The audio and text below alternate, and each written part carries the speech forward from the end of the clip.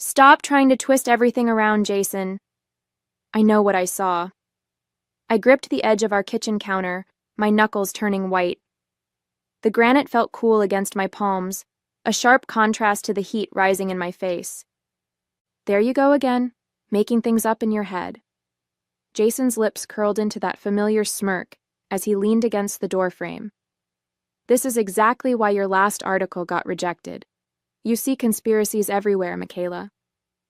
The mention of my rejected story felt like a punch to the gut. As a journalist, my credibility was everything, and he knew exactly where to hit to make it hurt the most. My name is Michaela Anderson, and at 34, I'm starting to question everything I thought I knew about my marriage. 5 years ago, I was a rising star at the Houston Chronicle, known for my sharp instincts and attention to detail. Now, I second-guess every observation, every memory, every gut feeling I have. Tonight's argument started because I saw Jason having lunch with Sarah from his office, the same Sarah he swore he never sees outside of work. When I brought it up, he didn't just deny it. He made me feel like I was losing my mind for even suggesting it.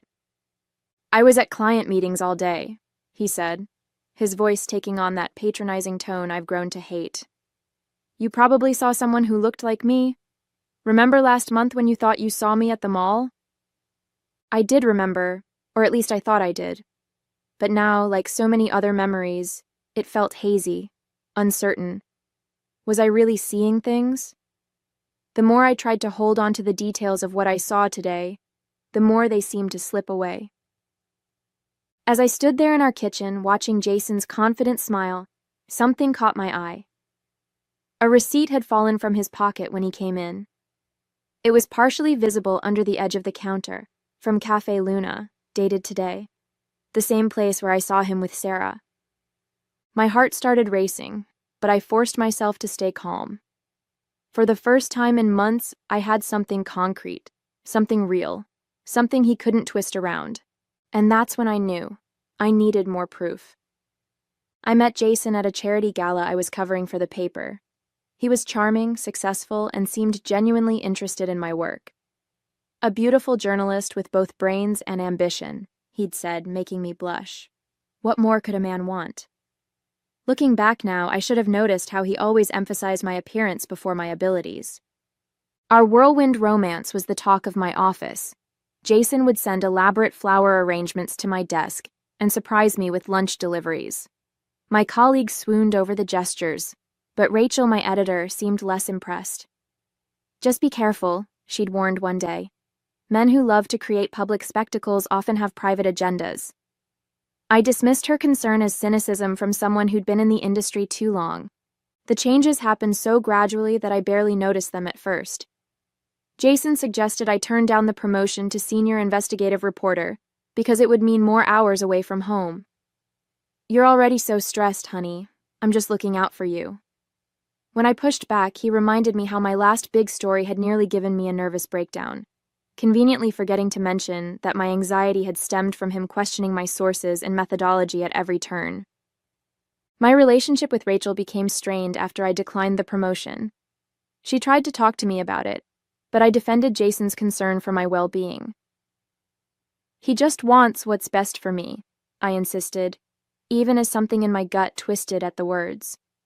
Rachel's disappointment was palpable, and soon our weekly mentoring sessions dwindled to brief hallway exchanges. I did keep one promise to myself, maintaining my small personal savings account. It wasn't much, just a few $1,000s I'd set aside before meeting Jason, but it was mine alone. He didn't know about it, and something always stopped me from mentioning it. The same instinct that made me keep my old journals locked in my desk at work, rather than bringing them home. The receipt from Cafe Luna still burned in my mind. I wanted to confront him with it, to force him to acknowledge the truth, but experience had taught me he would only spin another web of denial and confusion. Instead, I slipped it into my wallet, next to an old business card Rachel had given me months ago. On the back, she'd written, "When you're ready to talk, I'm here." I noticed my hands were shaking slightly as I closed my wallet. The woman I used to be, the confident reporter who could spot a lie at 20 paces, felt like a stranger now. But somewhere inside me, That investigative instinct was awakening again, and it was telling me something was very, very wrong. The next morning, I decided to follow my old reporter's instincts. Instead of heading straight to the office, I stopped by Cafe Luna. The friendly barista remembered Jason. He was apparently a regular. "Oh yeah, him and Sarah from the firm are always here," she said casually. "They have the corner table by the window." My stomach lurched. Not only had Jason been lying about the lunches, but he was enough of a regular to have a usual table. I ordered a coffee to steady my nerves, and that's when I overheard two women talking at the counter. "Did you see Sarah's Instagram post? The one with her work husband? The cute financial advisor? They look so cozy in all their lunch photos." I nearly dropped my cup. With trembling fingers, I pulled out my phone and searched for Sarah's profile. It was private, but her profile picture made my blood run cold. It was her and Jason, heads together, laughing at what was clearly their usual table. When I got to the office, I had 3 missed calls from Jason and a text. "Hope you're not still upset about yesterday. You know how you get when you're stressed. Love you." I stared at the message until the words blurred. 5 years of similar messages flooded my memory, always so caring on the surface, always implying that I was the problem. I opened my desk drawer and pulled out my old journals, flipping through entries that documented similar incidents. The pattern was suddenly crystal clear. A knock on my door made me jump. It was Andrea from the city desk. "Hey, did you hear? They're restructuring the investigative team. Rachel's leaving." "What? Why?" Rachel had been with the paper for 15 years. Official story is budget cuts, but rumor has it there was pressure from some powerful people who weren't happy with her latest corruption story. Andrea lowered her voice. Apparently, someone complained to the board about her aggressive reporting style. My mind raced back to last week's charity board meeting, the one Jason had attended as a new member. He'd mentioned something about having an interesting conversation about journalistic integrity. I felt sick. Rachel had been my mentor, my champion, and now she was being pushed out. Had Jason played a role in this too? Was this punishment for her trying to warn me? I pulled out my phone and opened my recording app. It was time to start documenting everything. No more doubting myself, no more letting him twist reality. I had been a damn good investigative reporter once, and I still knew how to gather evidence. But as I set up the app, a notification popped up on my screen. A calendar reminder for dinner at his parents' house tonight. I had to play this carefully. If Jason suspected anything, he would find a way to make me doubt everything all over again. Dinner at the Winters' house was always an exercise in keeping up appearances. Jason's mother, Clara, fussed over him while his father, Robert, dominated conversations with lengthy monologues about his law practice. Tonight, though, something felt different. There was tension in the air, unspoken words hanging heavy between bites of Clara's pot roast. "So, Michaela," Clara began, setting down her wine glass. "Jason tells me you've been struggling at work lately. Having trouble with your stories?" I caught Jason's slight smirk behind his napkin. "Actually, I'm doing quite well," I replied, keeping my voice steady. "In fact, I'm working on a piece about deceptive business practices." I saw Jason's smirk falter. "Oh? What kind of practices?" Robert suddenly seemed interested, leaning forward. "Financial manipulation, hidden relationships, conflicts of interest." I took a sip of water, watching Jason's knuckles whiten around his fork. It's amazing what people think they can hide. Clara jumped in quickly. "Jason's been doing so well at the firm. Did he tell you about his promotion?" "Promotion?" This was the first I'd heard of it. "No, he hasn't mentioned it." "It's not final yet, Mom," Jason cut in sharply. I was waiting for the right time to share the news. "The position opened up after Sarah's husband took that job in Denver," Clara continued, oblivious to Jason's discomfort. "Such a shame she had to resign. You two worked so well together." The room spun slightly. Sarah was married and leaving. I managed to keep my expression neutral as I processed this information. Later that night, as we drove home, Jason was unusually quiet. I broke the silence. When were you going to tell me about Sarah leaving? Don't start, Michaela. It just happened today. Like the lunch at Cafe Luna just happened? The words slipped out before I could stop them. Jason's grip tightened on the steering wheel. I told you you're imagining things. This is exactly why I don't share work news with you anymore. You always twist everything into some crazy conspiracy. I saw the receipt, Jason. He laughed, but there was no humor in it. What receipt? Are you going through my pockets now? This is getting pathetic. Stop gaslighting me. The words exploded out of me. I know what's real. I know what I saw. Jason pulled the car over so suddenly that I jerked forward against my seatbelt. His voice was dangerously calm. You know what's real? What's real is that you're having another breakdown. What's real is that I've spent years trying to protect you from yourself. What's real is that you're about one paranoid accusation away from losing your job. And believe me, after the stunt you pulled at dinner, mentioning deceptive practices, that could happen sooner than you think. The threat was clear. I fell silent, my mind racing. I had thought I was ready to confront him, but I had underestimated his ability to turn things around on me. As we pulled into our driveway, my phone buzzed. A text from Rachel. Got your message. Meeting approved sources at Crossroads Diner tomorrow, 7 a.m. Some things you need to know. A glimmer of hope. But as I deleted the message, I caught Jason watching me in the darkness, his eyes reflecting the dashboard lights like a predator's. The Crossroads Diner was nearly empty when I arrived, my recorder safely hidden in my purse. Rachel sat in a corner booth, 2 untouched coffees in front of her, but she wasn't alone. Sarah, Jason's colleague, sat beside her, looking nervous but determined. I'm leaving for Denver tomorrow, Sarah said without preamble as I slid into the booth. But there are things you need to know about Jason, about the firm, about what really happened to your stories. Rachel placed a USB drive on the table. Financial records, she explained. Sarah's been gathering evidence for months. Evidence of what? My mouth felt dry. Jason isn't just manipulating you. Sarah's voice was barely above a whisper.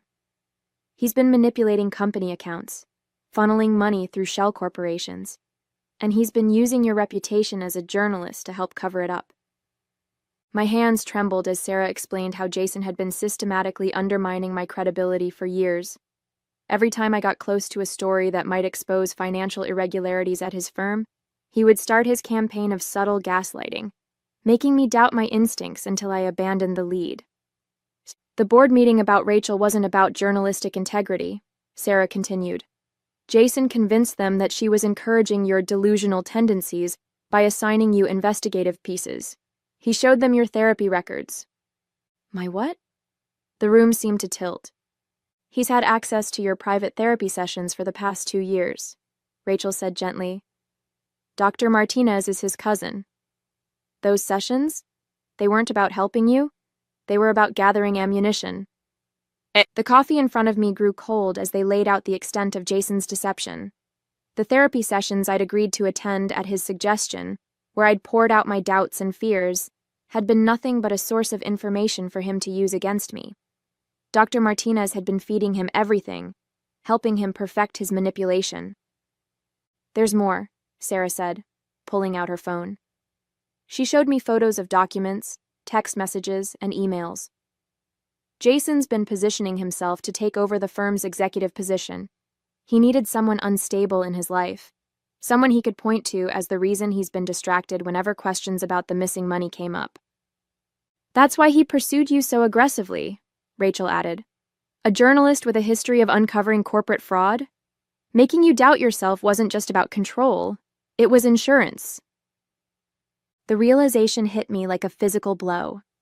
Every romantic gesture, every seeming act of concern, every suggestion about my mental health, it had all been calculated. I wasn't just a wife being gaslighted. I was a liability being managed. Why are you showing me this now? I asked Sarah. Because he's getting sloppy. The amount of money involved is bigger than ever, and he's starting to make mistakes. When I confronted him, he threatened to destroy my career. Said no one would believe me over him, just like no one would believe you. I reached for my purse, fingers brushing against my recorder. 2 weeks of secret recordings suddenly felt insignificant compared to what I now knew, but combined with Sarah's evidence... I need copies of everything, I said, my journalist's instincts finally drowning out the voice of doubt Jason had planted in my head. And then we need to talk about how we're going to take him down. That evening, I carefully copied Sarah's evidence onto my own secured drive while Jason was at the gym. My hands shook as I examined the financial records, text messages, and emails that proved his deception. I had just finished when I heard his car pull into the driveway. "You seem distracted," Jason said over dinner, studying my face. "Everything okay at work?" "Just tired," I replied, forcing a smile. "Actually, I've been thinking about what you said, about my mental health. Maybe we should invite your parents over this weekend? I'd like to talk to everyone about getting help." The hint of a satisfied smirk played at his lips. "That's very mature of you, honey. I'll call them tonight." The next day, Rachel helped me prepare the final pieces of our plan. We organized the evidence, including my recordings, Sarah's documents, and statements from others who'd been threatened by Jason. Everything was ready for Saturday's dinner. But on Friday afternoon, my blood ran cold when I checked my email. There was a message from the newspaper's board of directors requesting an immediate meeting about my concerning behavior and mental fitness for journalism. Jason had somehow found out. I rushed to Rachel's office, but she was already on the phone with HR. "They're suspending you pending an investigation," she said, covering the mouthpiece. "Jason sent them videos, apparently from your therapy sessions with Dr. Martinez." My mind raced. The therapy sessions had been recorded? Of course they had. Jason never left anything to chance. "The board meeting is in an hour," Rachel continued. "They're going to try to discredit you before you can expose anything." I felt the walls closing in. Everything we'd planned was falling apart. If I lost my credibility now, no one would believe the evidence, just as Jason had planned all along. That's when my phone buzzed with a text from an unknown number. "Need to talk. Important. Clara Winters." Jason's mother? I hesitated, then agreed to meet her at a cafe near the newspaper office. I had 40 minutes before the board meeting. It was worth the risk. Clara was already there when I arrived, clutching her designer handbag like a shield.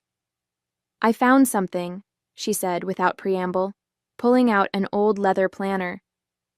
"After that dinner, when you mentioned deceptive practices, I started going through Robert's old records." She opened the planner, revealing handwritten notes about offshore accounts, shell corporations, and a familiar name, Jason's firm. "Robert wasn't just Jason's father," Clara said, her voice shaking. "He was his mentor in everything, including fraud. They've been doing this for years, using wives and girlfriends as covers. I was Robert's unstable wife 30 years ago." My recorder was already running in my pocket as Clara detailed decades of financial manipulation, gaslighting, and corporate fraud. This wasn't just about Jason anymore. It was about a generational pattern of abuse and corruption. I checked the time. 20 minutes until the board meeting. "Clara, would you be willing to come with me? There are some people who need to hear this." She straightened her spine, a lifetime of fear and doubt falling away from her face. "Yes.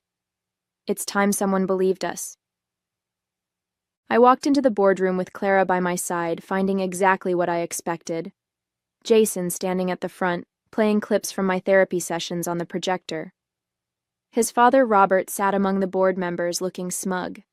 Their expressions of concern were so perfectly practiced, so convincingly sincere. "Ah, Michaela," Jason said smoothly. "We were just discussing your episodes." "Yes, I can see that," I replied, plugging my USB drive into the laptop. "But I think the board might be interested in some other episodes as well." The screen filled with financial records as I played Sarah's evidence. Then came my recordings of Jason's gaslighting, followed by Clara's devastating testimony about the generational pattern of fraud and psychological abuse. "Mother, what are you doing?" Jason's voice cracked, but Clara stood firm. "Exactly what you taught me to never do, telling the truth." Robert jumped to his feet, but the board chairman raised his hand. "Mr. Winters, sit down. Mrs. Anderson, please continue." "The police and SEC are already on their way," I announced, watching the color drain from Jason's face. "They're particularly interested in those offshore accounts you and your father have been hiding."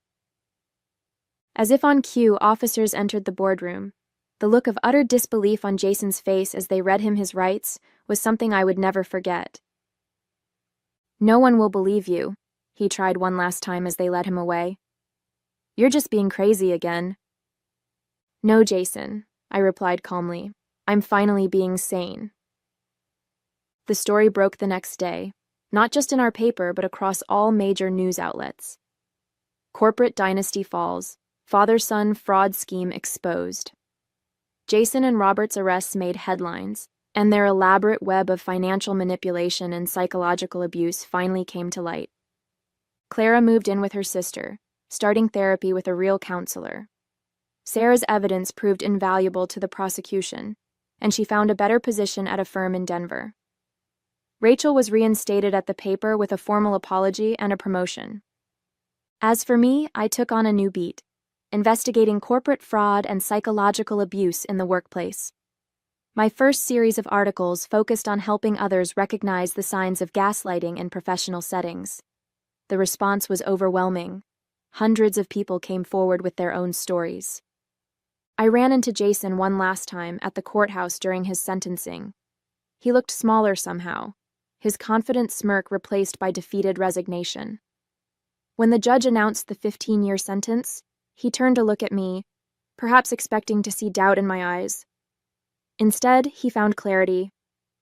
That evening, I sat at my desk, looking at the last picture of us together, the one from our anniversary dinner where it all began to unravel. I deleted it and opened a new document. The cursor blinked, waiting for words that had been trapped inside me for too long. "Trust your instincts," I typed. "They're trying to tell you something." For the first time in years, I knew mine were finally leading me in the right direction.